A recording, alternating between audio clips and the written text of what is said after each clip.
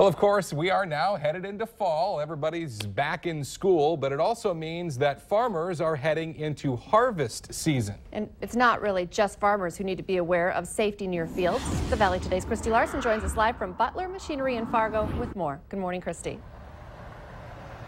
Good morning, Kyle and Lisa. You know, one of the safety concerns that we wanted to talk about this morning, you may not think of it all the time, it's respiratory issues. So we have Ken Hellevang here with us this morning. And so, Ken, let's show people what they need to be using when they're out and about or near fields.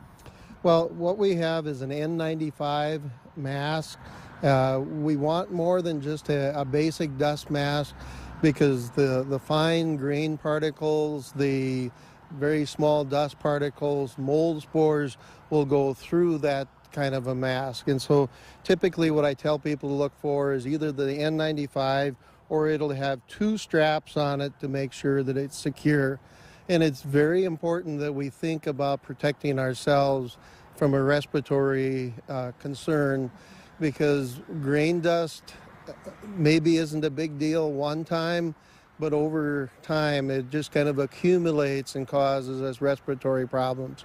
And mold, if we happen to be around moldy grain, we can get enough mold spores inhaled that if we're lucky, we just feel like we've got the flu.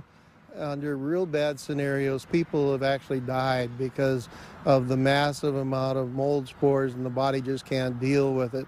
So again, it's another issue that most farmers are aware of, but anyone that is working around those dusty environments needs to be wearing some type of protection. And like we were talking about too, I mean, even in your home, if you're dealing with mold, you want to wear this when you're cleaning it out so that you don't develop those allergies that could happen. Absolutely.